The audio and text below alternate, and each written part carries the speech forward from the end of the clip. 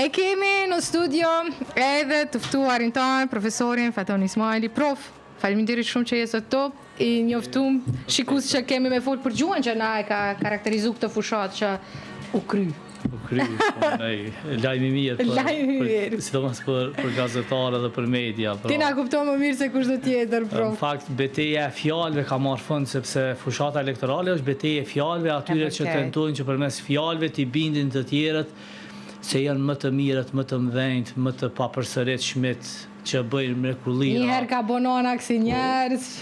Edhe dje ishte ajo rezultati i atyre fjalëve të... Përqindja ulët në dalje. Po, kjo ishte një rezultat interesant që tregon me gjithat një farë ndëshkimi qytetarë ndaj gjithë kësaj papërgjegjësie të skenës politike të Kosovës, e cila është në gjendje që për ego personale, për pozita, pra veç për skena politike e Kosovës e ka dëshmu që e ka veç një vullnet, ose me thonë edhe masak vullneti maj madhi i skenës politike është vullneti për pushtet, pra të pangopur për pushtet, edhe menoj që rezultati i zgjedhjeve është një mesazh i mirë për këtë pangopsi të tyre dhe një farë vendosje e tyre në tokë, pra e liderëve politik, se sot nështë ta flasim ma shumë. Po thu që kanë arrit me i vendosë në tokë, prof? Jo krejtësisht, por me gjithat nëse e shef betejën e fjalëve, mbrami ishin krejtësisht kujdesshëm. Ko gjatë butë mu doke? Po, sepse mungesa e pjesëmarrjes së njerëzve në zgjedhje është mesazh direkt për ta, pra ata nuk kanë arrit. Sa ishte 36.38%? Po, ishte gati 10% më pak se në zgjedhjet e fundit. Pra kemi një abstenim të njerëzve në këto zgjedhje edhe për faktin që gjuha që është përdor, unë e kom përcjell prej fillimit edhe kisha dashur me përmend 2-3 elemente. Patjetër. E para menoj që është keq përdor shumë inteligjenca artificiale në Kosovë. E kanë tepru. E kanë keq përdor edhe kanë përdor në mënyrë brutale për të keq, për të denigruar kundërshtarët, për të ndërtuar narrativa të rreme, edhe për të manipuluar publikun. Megjithatë mendoj që rezultati nuk është që ka arrit shumë, pra kemi një mas kritike të njerëzve që kanë fillu të dyshojnë, kanë fillu të verifikojnë edhe kanë fillu të keni farë qasje ma kritike ndaj përmbajtjeve që krijohen edhe përmbajtjeve reale, por edhe përmbajtjeve prej inteligjencës artificiale. E dyta, ka pas një fushat, një gjuhë tepër gjuhë të urrejtjes, sidomos për mesazhet. Se duhet kemi kaq shumë urrejtje në fushata. Se në fakt krit kjo po kalon edhe te shoqëria, nuk po mbetet thjesht në mes të liderëve, në mes të atyre të cilët po garojnë, nëse mund të themi kështu. Për shkak se partitë politike në mungesë të ideve, në mungesë të programeve të reja, në mungesë të rezultateve... Se veç për programe s'kan fol. E kanë gjetë një teren që është më i lehtë për ta, terenin e patriotë dhe tradhtar, në terenin e betejës për ta denigruar, poshtruar, për ulur kundërshtarin, por jo për të folur për projekte reale, për jetën e njerëzve.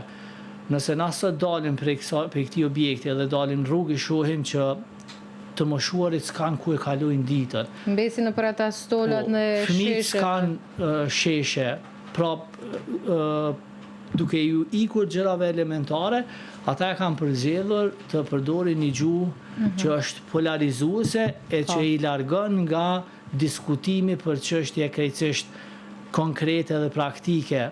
Pra edhe duke diskutuar për këto tema të mëdha, ata i kanë ikur edhe llogaridhënies. Sidomos ma shumë pushteti, por përgjegjësi ka secili i zgjedhur i popullit, për shkak se ata duke përdorur këtë gjuhë, duke përdorur këtë diskurs, duke përdorur këtë formë të komunikimit, ata në fakt e pron rezultatin që njerëzit abstenojnë dhe nuk dalin fare të votojnë. Që është e vërteta, unë e përmenda edhe më herët, për shembull me planifiku programin e pasdites të premten ka qenë sfiduese. Kur them sfiduese në kuptimin është që të gjitha temat e mundshme, diku rreth 2-3 tema që kishin planifikuar, kanë rënë poshtë, pikërisht për shkak se njerëz të cilët i kemi ftuar për qenë pjesë e emisionit, kanë ikë Bregdel, kanë ikë Shqipëri. Edhe shumë e thjesht. Ka një abstenim, pra, edhe të njerëzve që njerëzit që janë militantë, që janë dhojnë gjithçka për partinë, pra po ullët në Kosovë dhe kjo është shaj e mirë sepse kjo tregon çfarë farë emancipimin e votuesit që nuk është, domethënë nuk voton veç se ndëgjon një fjalë, veç se ndëgjon një polarizim, veç se ndëgjon një sharje, por megjithatë një pjesë e tyre arrin edhe të mendojnë edhe një farë ndëshkimi për ta. Tjetër që ka pata dëshirë të diskutoj është që po vazhdon që kjo gjuha denigruese, gjuha përullse, poshtruese ndaj grave Në fakt, profesor, kjo është njëra prej të themi njollave më të zeza, nëse mund të me u shprej kështu në krejt të fushat. Ka qenë eruante dhe gratë me i pa mes veti, duhet përdor një gjuhë të tillë. Për te asaj unë e kum pa dhuna digitale. Dhuna digitale është e tmerrshme ndaj gruas. Ndaj grave edhe vajzave në Kosovë është domethënë është pakrahasimisht më e madhe se ndaj burrave edhe djemve. Pra, përveç gjuhës së urrejtjes, përveç keqpërdorimit të inteligjencës artificiale, kemi edhe një gjuhë brutale ndaj grave në politik, e kum pa pra. Pse profesor, pse duhet jetë një gjuhë e tillë? Apo ende nuk e kemi kuptuar që gruaja mund të jetë e zoja dhe të udhëheqë një vend? Ka plot faktor, por ndoshta për shkak se gruaja është target më i lehtë për këta komentuesit online. Për shkak se gratë nuk po e kanë çat zonin më të lartë. Edhe e treta mendoj që për shkak se po mungon një farë denoncimi këtyre grave për këtë dhunën digjitale. Pra, është një farë trekëndshë që mendoj gratë që në politik duhet të ngrisin zërin, por edhe të kërkojnë. Unë e pash një kandidate që i dërzoj 650 faqe dokumente. Ishte Adelina, nëse s'gaboj. Adelina Tërshani. Adelina është edhe, vjen edhe prej fushës së mediave, njeh edhe aspektet ligjore edhe të drejtën e vet. Edhe keni veprim që për mua ishte i mirë për shkak se vetëm kështu, vetëm duke i ballafaquar ata njerëz me fjalët e tyre, na arrin të atë efektin që mundet me e ndalu pak. Elementi tjetër në fushat elektorale është vazhdimi i keqpërdorimit të fëmijëve për efekte elektorale. Pra, nuk ishte veç një parti, pra ishin në pothuajse gjitha parti. Disa ishin më brutale. Pse duhet marrin fëmijët me vete në një fushat zgjedhore? Pse duhet marrin fëmijët me vete me shku edhe me votu? Nuk e kuptoj cili është mesazhi që dëshirojnë me përçu, profesor. Duke qëndruar shumë në për veturat shtreta, në për gjipa, në për... S'po kanë kohë ndajt me fëmijët e tyre, aqa? Po dojnë me përçu mesazhin që ata me gjithat din të hecin, rrinë me fëmijët e tyre, pra po dojnë me tregu një farë njerëzëllaku të tyre që nuk janë vish në aeroplane, në për gjipat të... Po rikan edhe me fëmijë? Rrinë edhe fëmijë njerëzor, pra kjo është, mendoj mesazhi që ata po dojnë me përçu, pra po dojnë me tregu që janë familjar, kujdesen, i dhajnë rëndësi fëmijës. Ndërkohë, përdorimi këtyre i fëmijëve për efekte elektorale, mendoj që është pjesa më e shëmtuar e fushatës elektorale, pra edhe për keqpërdorimi e inteligjencës artificiale, edhe përdorimi i dhunës digjitale, edhe kjo me fëmijë, mendoj është njolla më e zezë e këtyre zgjedhjeve për shkak se ta keqpërdorësh fëmijën, mesazhi është tepër i keq për shkak se kjo nënkupton që është më pak të flas për tema të cilat ai nuk e ka as idenë më të vogël se çfarë nëse përdoret fëmia për të fituar vota, kjo nënkupton që kjo skemë politike është në gjendje të bëjë gjithçka veç për pushtet. Pra, nëse këta nuk kanë nuk e ruajnë dinjitetin, integritetin e një fëmije të pafajshëm i cili nuk është në gjendje të di çfarë thotë, çfarë reciton, edhe çfarë mesazhi dërgon, i bën që kjo skemë politike është në gjendje të përdorë gjithçka për një grësht vota. Ndërkohë, na duhet diskutojmë shumë për efektet negative të përdorimit të fëmijëve në fushat elektorale. Ne jemi vetë prindë dhe shohim çfarë gjuhe e rënd përdoret në për shkolla, në për qerë dhe në për rrugë. Në fakt, pasojat më të mëdha, përveç publikimit të atyre fotove, videove që ne i shohim prej fushatave, profesor, konsideroj që janë çfarë këta fëmijë pret në të ardhmen. Ata kanë një lloj medaljoni të varur në qafë që do t'i shoqërojë gjithë jetën, sepse janë këto informacione, këto foto e video të cilat është pothuajse e pamundur që të fshihen nga databazat e internetit. Ato do të qëndrojnë ndoshta përjetësisht në internet edhe fëmijët janë brutal në diskutimet e tyre, ata nuk e kanë idenë që me rujt njëri tjetrin, por ata mund, unë nuk po e përmendi fjalë matrona, por janë të paparashikueshme pasojat për fëmijët tillë që përdoren në fushata elektorale, për shkak të ambientit, për shkak se ma herët nëse ke dalë dhe ke folë kam pa 10, 20, 50, ndërkohë sot nëse ke dalë në media sociale, gjasat janë të mëdha që kanë me të pa të gjithë shoqet, e gjithë lagje, e gjithë shkolla, por rrjedhimisht e je tabel qitjeje. E kujdo që dëshirojnë. Po, prandaj, mendoj që në mësimet që duhet të nxjerrim nga kjo fushatë dhe mendoj që duhet të bëhen diskutime shumë të mëdha, edhe në televizion, edhe në media, për edukimin e njerëzve, edukimin e prindërve që nuk kanë të drejta absolute ndaj fëmijëve tyne. Për shkak se prindërit janë ata që po dojnë mi hynë qef partis, e duke i hynë qef partis, po e keqpërdorin. A duhet ta shfrytëzojnë fëmijën për me hynë qef partis, është e papranueshme. Që kjo është që te ne do të kemi edhe një reagim të qendrës për punë sociale, të institucioneve që merren me drejtat e fëmijëve, në mënyrë që t'ja sqarojnë atyre prindërve që mos t'i keqpërdorin fëmijët e tyre për pojena politik të partive politike. Ka plot fusha që mendoj do të mund të fitonin partitë politike vota. Si ishte shkrimi që pate për këtë temë, të drejtat e fëmijëve mbi të drejtat e babait, ishte i mrekullueshëm. E drejta e fëmijës është mbi drejtën e secilit, pra, dhe mbi drejtën e prindrit, por çka edhe në ide po du me diskutu me juve është duhet të themi që mediat kryesore në Kosovë, mediat që janë të mëdha, mediat e etabluara, e kanë dhënë një farë testi të raportimit korrekt, të rujtjes së integritetit edhe të fëmijëve dhe tjera, por çka kam parë në këtë zgjedhje është këto media që janë më të vogla të keqpërdorimit të njerëzve që kanë probleme me shëndetin mendor. Është e tmerrshme profesor. Pra, unë e përmendi edhe në tekst, por e përmendi edhe në diskutime tjera. Keqpërdorimi i njerëzve që kanë probleme me shëndetin mendor është jo etike, jo ligjore, por është edhe kundër traditës tonë, është jo shqiptare të me keqpërdor një person që ka probleme të shëndetit mendor për një grush klikime, për një grush përndarje për hiç gjë. Për një angazhim atë madh të audiencës në median tonë. Pra, na duhet të diskutojmë dhe duhet të bëjmë thirrje edhe atyre që si janë media kryesore, që të ruajnë dinjitetin edhe integritetin e njerëzve, sepse shteti jonë në deklaratën e pavarësisë, në preambullën e Kushtetutës, në secilin ligj që mbron drejtat e njeriut, kërkohet që të ruhet dinjiteti dhe integriteti i njeriut. Por dinjiteti dhe integriteti i këtyre që kanë probleme me shëndetin mendor duhet të jetë i pa diskutueshëm, pra secili që e sheh që një person potencialisht mund të ketë probleme të shëndetit mendor që nuk janë me qefin e tij, po për shkak të plot rrethanave, gazetarët duhet të kenë ndjeshmëri tepër të madhe.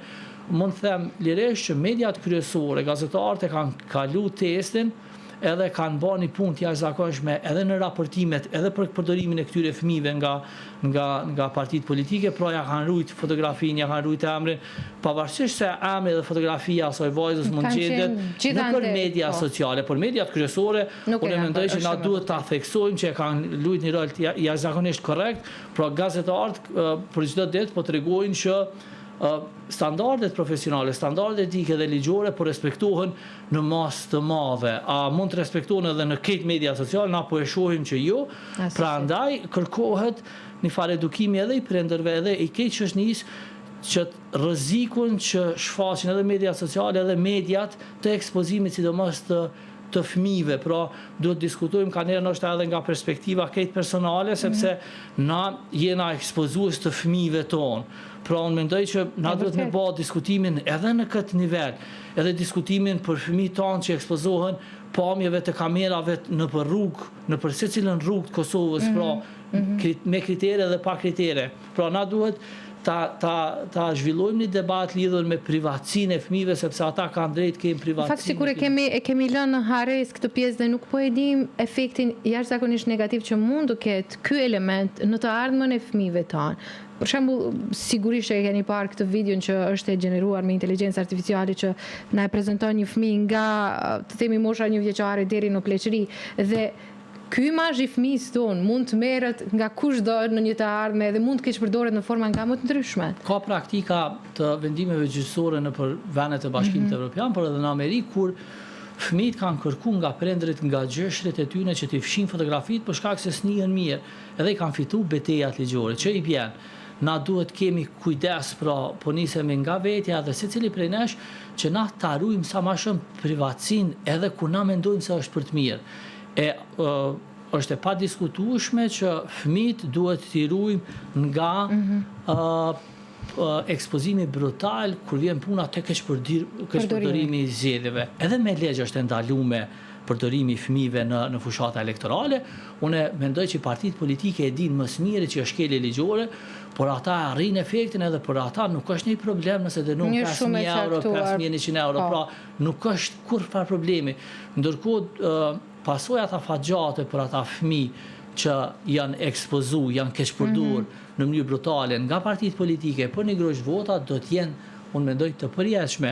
Nuk po kursehem me thonë rrezikun, çfarë rreziku mund të përballen ata nesër, edhe nëse ju ndodh diçka aty në fëmijëve, kush do ta merr përgjegjësinë?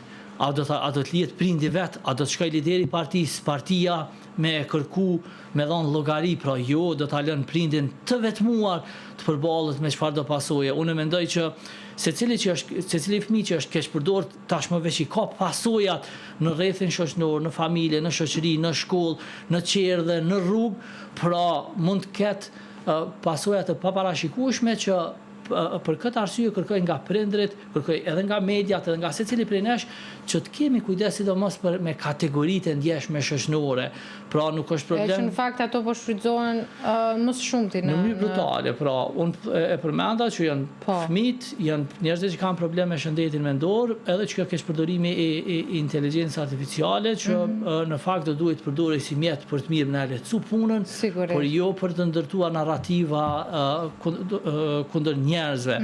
Edhe një fakt që duhet me përmend është ndikimi i përmbajtjeve, ndikimi i fushatës edhe nga Serbia në media sociale, sidomos targeti i tyre kanë qenë popullata serbe, pra ata ka pas edhe prej tyre një ndërhyrje në mënyrën se qysh ata e kanë konstruktuar votuesin për të votuar për një parti të caktuar. Pra kemi bukur probleme, edhe mendoj që pe këtyre 4-5 problemeve që i përmendëm, mendoj që duhet ndërtohet edhe diskutimi, duhet ndërtohen edhe strategjitë edhe të shtetit, edhe të institucioneve. Dhe problemi është, profesor, që në fakt ne nuk është që këto probleme i kemi për herë të parë në një fushatë zgjedhore. Këto na përsëritën tash sa vjet në fushatat që ne kemi. Përveç kësaj me inteligjencën artificiale që është më e theksuar, në të kaluarën kishim lajme të reme në një formë, edhe ato kishin një ndikim. Duket sikur i diskutojmë pak pas edhe gjatë fushatës dhe më pas i harojmë dhe kur kemi një tjetër fushatë zgjedhore përsëritën të njëjtat elemente negative që kanë efekt jashtëzakonisht negativ s'pari në jetët e njerëzve, më pas edhe në krejt këto proces, sepse fundit është një proces me cilin ne ose krenohemi ose turprohemi. Ne duhet të nxjerrim mësime nga këto shumë palë zgjedhje që u mbajtën në këto 2-3 vjet e fundit. Edhe këto që po i diskutojmë, neve duhet na shërben si udhërrëfyes për zgjedhjet e ardhshme, për eliminimin e këtyre problemeve. A kemi pas udhërrëfyes prej të kaluarës, profesor? A kemi shfrytzuar ndonjëherë? Unë po them, mediat, mund të themi, mediat kryesore pra kanë kalu testin e ne po flasim për institucionet, për partitë politike. A kemi një vedisim madh shoqëror lidhur me këto problematika? Mendoj që jo, por për këtë arsye ne duhet të diskutojmë. Media duhet t'ja kushtojnë më shumë vëmendje këtyre temave në mënyrë që ne të përgatitemi që të eliminojmë në të ardhmen këto probleme që mendoj nuk do të mund t'i zhdukemi asnjëherë. Përdorimi përdorimi inteligjencës artificiale është veç në fillimet e saj. Pra llogaritën e çka do ndodh kur të kemi inteligjencën e plotë artificiale, Ne patëm një rrëfim që flet se si ka krijuar edhe vaksinën e parë, llogaritë çfarë mund të bëjnë në të tjera aspekte. Do të jetë pjesë e këtij jetës tonë, pra. Për këtë arsye ne edhe si departamenti i gazastarisë, por edhe si individ, edhe si prind, ne gjithmonë kemi kërkuar që të ketë një farë ideje por të strukturuar nga shteti për edukimin medial. Çka nuk kupton ky edukim medial është çysh na duhet me i përdorë dhe çysh duhet na me u mbrojt edhe prej teknologjisë, por edhe prej informacioneve të pasakta, edhe prej informacioneve të rreme, edhe prej keqpërdorimit që mund të bëjnë media të caktuar me ndaj kategorive të ndryshme shoqërore. Pra, e vetmja zgjidhje që është më e vështira është që ky edukimi i njerëzve, pra, është e domosdoshme që krahas lëndës së gjuhës shqipe, krahas matematikës edhe edukatës fizike, gjithçysh duhet jetë edhe edukimi medial, sepse ne ballafaqohemi nga mëngjesi deri në mbrëmje, nga lindja deri në vdekje me media, prandaj ne duhet kemi informacione bazike për mënyrën se çysh funksionojnë këto media, mënyrën çysh duhet na me përdor telefonin. Unë po e shtroj dilemën edhe nga vetja, mënyrën çysh na i ekspozojmë fëmijët tonë në media sociale, pra duke ngritur debate dhe shqetësime për privatësinë e tyre. Profesor, veç po më vjen keq që s'kena ma shumë kohë, se veç na kanë ik minutat, edhe pas pak i kemi edhe lajmet flash. Është shumë i rëndësishëm edukimi medial dhe shumë shpejt kanë me u hap edhe konkurset për me u regjistru studentat dhe nxënësat, studentat bachelor, ashtu nëse mund të themi, nga shkolla mesme në fakultet. Shumë shkurt një arsye pse me studiu në tekën e gazetarisë në filologji. Fakti që dalë për një temë krejt, por po e shfrytëzoj momentin. Fakti që ka kaq problemet mediave, fakti që po shtohen edhe ma shumë problemet me teknologjinë që lidhen me fushën e mediave, kjo është një arsye ma shumë që student që e shohin veten në këtë fushë të konkurrojnë edhe të studiojnë në gazetari, sepse duke studiuar në gazetari, ju nuk bëni vetëm gazetar, por bëheni edhe kritik të mediave, bëheni edhe studiues të mediave, bëheni edhe krijues të përmbajtjeve për media. Pra, kontributi juaj për shoqëni do të jetë shumë i madh nëse nesër ju bëheni gazetar, bëheni studiues gazetarisë, bëheni prodhues të përmbajtjeve, pra bëheni një farsyri kritik e këtij problemi të peizazhit mediatik, pra i këtij çrregullimi informativ që e ka përfshi krejt botën. Edhe nuk bëni kësi pseudo gazetar që e marrin një mikrofon edhe dalin shesh e prezantojnë kënda. Është tjetër temë, po s'muj një fjali duhet me thënë për këtë, veç një fjali që... Shkurt, profesor, shkum. Profesioni gazetarisë është profesion i lirë, nuk është sikur avokatia dhe mjekësia, dhe secili ka drejt me marrë një mikrofon. Por t'jeni të bindur që gazetari që e ka lexuar një paragraf, një libër, i ka përfunduar 1 vjet, 3 vjet në studime, ai din me bë të qartë saktësisht se çka nënkupton puna e gazetarit, çka nënkupton respektimi standardeve etike dhe profesionale edhe ligjore, çka nënkupton ruajtja e dinjitetit dhe integritetit edhe të fëmijëve dhe të njerëzve të shëndetit mendor. Pra, ne me punën e mirë tonën, me punën e mirë nesër të gazetarëve të ri, do ta mundin edhe ata që ju lejohet ta marrin një mikrofon edhe të intervistojnë, por është vështirë mi quajt ata gazetarë. S'mundem me i quajt asnjëherë. Kënaqësi shumë e madhe që të patëm në programin. Kënaqësi edhe për mua. Faleminderit.